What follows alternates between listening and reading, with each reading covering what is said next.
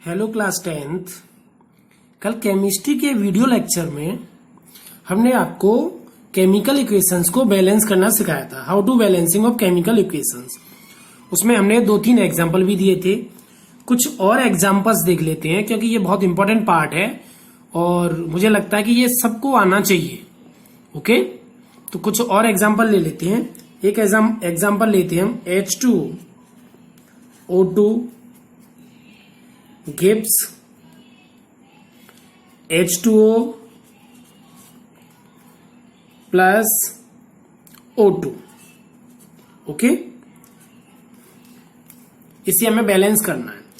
तो आप देखोगे एक्चुअली क्या हिट एंड ट्रायल मेथड होता है। H2 हाइड्रोजन के इधर 2 हैं, इधर हाइड्रोजन के 2 हैं। ओके, इधर O के कितने हैं 2, इधर O के कितना है 1 और इधर ये कितना है 2 3, इधर 3 है। ओके, तो अब इधर 3 है इधर 2 है, तो इधर हम 3 किसी तरीके से नहीं कर सकते। ओके, क्यों नहीं कर सकते? क्योंकि 3 के लिए 1 हम कहीं भी किसी तरीके से नहीं लिख सकते। ठीक है ना। तो यदि हम यहां पर इसको 2 कर दें 2, तो 2 और 2 4, इधर हम आगे 2 करके तो ये भी 4 हो जाएंगे। लेकिन यहां 2 करने के लिए पहले हमें यहां 2 लगाना पड़ेगा। ठीक है ना। तो इधर कितने हुए O2 और O2 4 हो गए और H के भी कितनी है 2 2 जा 4। यदि हम यहाँ पर 2 नोट करते हैं तो हाइड्रोजन के भी 2 और 2 4 एटम्स और ऑक्सीजन के भी 2 2 जा 4 atoms. Now this is balanced. Okay, कुछ और एग्जांपल ले लेते हैं। एक एग्जांपल लेते हैं हम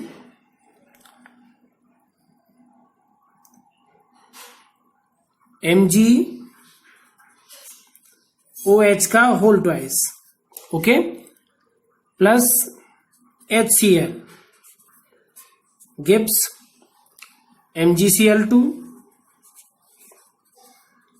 प्लस H2O। ओके, अब देखिए यहां Mg1, इधर Mg1 है, Cl के यहां पे कितने हैं 1, इधर Cl के कितने हैं 2। तो सबसे पहले हम यहां 2 कर देंगे। ओके, तो Cl के इधर यहां 2 एटम्स हो गए, इधर भी क्लोरीन के 2 एटम्स हैं। अब हाइड्रोजन काउंट करेंगे। हाइड्रोजन के इधर कितने हैं 2 और इधर 2 2 जा 4, इधर हाइड्रोजन के कितने हैं 2। ओके, तो यहां पर हमने 2 लगा दिया तो 2 2 जा 4, इधर भी हाइड्रोजन के हो गए, यहां भी 2 और 2, ये 2 इसके लिए भी काउंट किया जाएगा, इसके लिए भी काउंट किया जाएगा। तो 2 और 2 4। ऑक्सीजन के इधर कितने हैं O2 लगा हुआ बाहर तो ओके 2, ऑक्सीजन के यहां भी ऑक्सीजन के 2 हो गए। Okay, now this is balanced.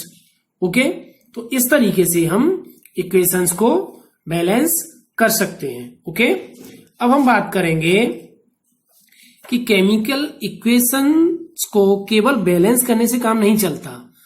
Chemical equations को एक्चुअली मोर इंफॉर्मेटिव बनाया जाता है। मोर इंफॉर्मेटिव का मतलब है कि हम किस तरीके से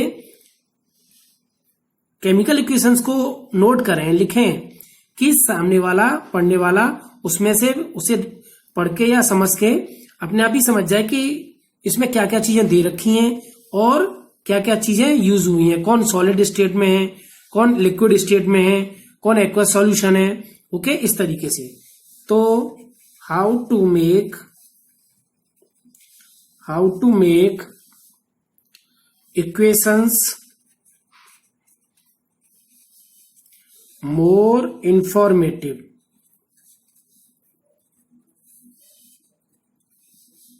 ओके, ये है टॉपिक कि हम इक्वेशंस को मोर इंफॉर्मेटिव कैसे बना सकते हैं। ओके, तो सबसे पहला पॉइंट है इसमें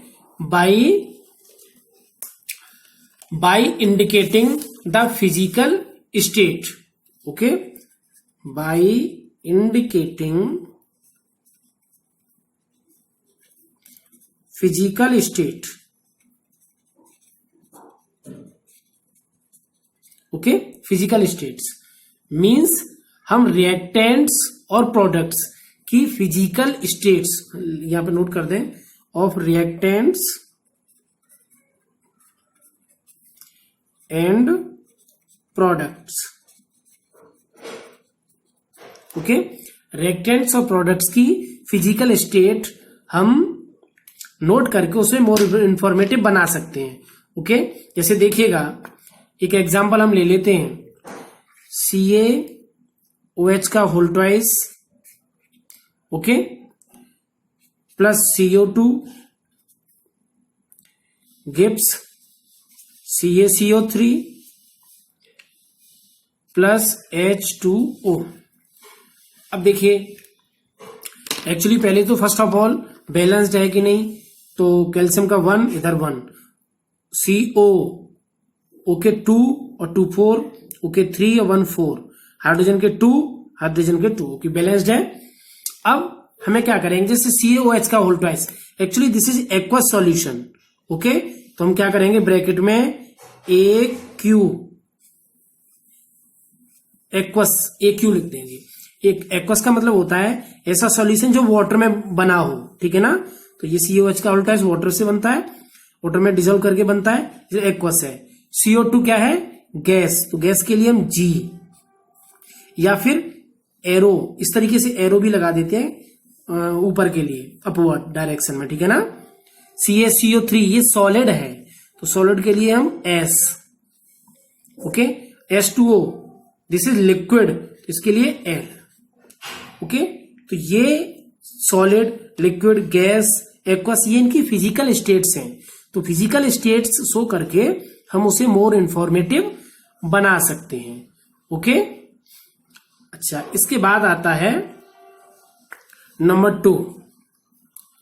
number 2, by indicating the conditions under which the reaction take place.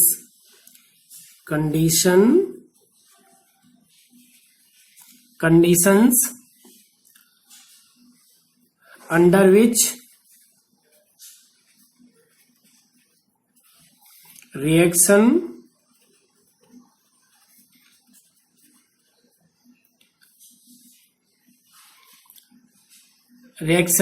take place, okay. किस तरीके से रिएक्शन होती है, किस कंडीशन में होती है, तो ये भी हम दिखाते हैं किस तरीके से। देखिए एक रिएक्शन लेते हैं हम, 2KClO3, ओके, ये पोटेशियम क्लोरेट है, ओके, और यहां पर डिकम्पोज करने पर KCl potassium chloride plus O2, okay, ये बन रहा है, ठीक है ना। तो फर्स्ट ऑफ ऑल तो हमें इसे बैलेंस करना पड़ेगा। तो बैलेंस करने के लिए देखते हैं, के यहाँ 2 इधर 1 है, तो इधर हम 2 लगा लेते हैं। Cl के 2 इधर भी Cl के 2 है, ओके, 3 2 जा 6, और यहाँ पे O2 है तो यहाँ 3 लगा देते हैं, 3 2 जा 6, ओके। अब देखिए, सबसे पहले तो KClO3 जो पोटेशियम क्लोरेट है, इसे हीट किया जाता है। हीट के लिए हम यहाँ हीट लिख सकते हैं, या फिर या तो हीट लिख लें या फिर इस तरीके से डेल्टा का साइन बना देते हैं, ठीक है। और किस कंडीशन में, एक्चुअली ये जो रिएक्शन है ये magnesium dioxide MnO2 magnesium dioxide की प्रेजेंस में ये रिएक्शन होती है। तो ये जो मैग्नीशियम डाइऑक्साइड है यहाँ, ये रिएक्ट क्या है, ये कैटेलिस्ट है। क्या है, कैटेलिस्ट। अब ये कैटेलिस्ट क्या है, actually catalyst are chemical substance which increase the rate of chemical reaction. Actually कुछ रिएक्शंस इतनी स्लो होती हैं कि उनमें बहुत टाइम लगता है, तो उनकी रेट बढ़ाने के लिए और कैटलिस्ट यूज किए जाते हैं, ठीक है ना। इसकी प्रेजेंस में ही ये रिएक्शन हो, जैसे आपने फोटोसिंथेसिस की रिएक्शन देखी होगी, ओके, तो वो ग्रीन पिगमेंट की क्लोरोफिल की फॉर्म में ही, की प्रेजेंस में ही होती है। तो इसी तरीके से ये जो रिएक्शन है, ये कैटलिस्ट मैग्नीशियम डाइऑक्साइड की प्रेजेंस में ही ये रिएक्शन होती है। तो जो एरो या जो गिब्स का जो साइन लगाते हैं हम, उसके नीचे या ऊपर आप कैटलिस्ट लिख के दिखाओगे, ओके, कि इस कंडीशन में ये रिएक्शन हो रही है, ठीक है ना। तो क्या हुआ, number 2, condition under which reactions take place, okay. इसके बाद हम बात करते हैं नंबर 3, और नंबर 3 पे है हीट चेंजेस। ओके, क्या? Heat changes by indicating the heat changing taking place in reaction. Okay, देखिए number 3, by taking heat changes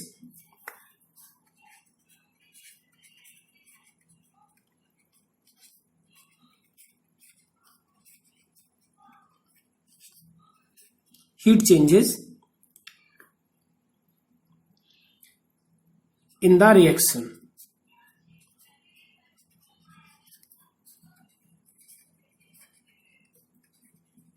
okay, तो हीट चेंजेस में क्या होगा, दो कंडीशन बनती हैं। एक, कोई रिएक्शन जब हीट देने से होती है और एक जब हीट निकलती है। ओके, तो इनको हम 2 पार्ट्स में डिवाइड कर सकते। देखिए, हीट चेंजेस के बेसिस पर रिएक्शंस को हम 2 टाइप्स में डिवाइड कर सकते हैं। Number 1, exothermic reaction. Exothermic reaction, ठीक है। एक्चुअली एक्सोथर्मिक नोट्स में ये नोट कर लेना, बहुत इंपॉर्टेंट है। एक्सोथर्मिक रिएक्शंस क्या होती हैं? Those reactions in which heat is evolved. Okay, those reactions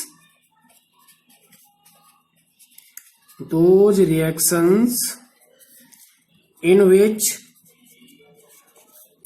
heat is evolved। Okay, जिनमें हीट निकले उन्हें हम एक्सोथर्मिक रिएक्शंस कहते हैं। एग्जांपल देख लिए, आर नोन एज, ऐसे आप नोट कर सकते हो, those reactions in which heat is evolved are known as exothermic reactions. Example देखें आप, C+O2, कार्बन को जब हम जलाते हैं, ओके, तब CO2 गैस प्लस हीट निकलती है। ओके, अब यहां पे हीट इवॉल्व हो रही है, निकल रही है, it means this is exothermic reaction. Okay, यहां पर आपको याद रखना है कि हीट, जो एक्सोथर्मिक रिएक्शंस में हीट हमेशा प्रोडक्ट की तरफ प्लस का साइन लगा के लिखी जाती है। Number 2, endothermic reaction. Endothermic reaction, okay, endothermic reaction just इसकी उल्टी है। Those reactions in which heat is absorbed, those reactions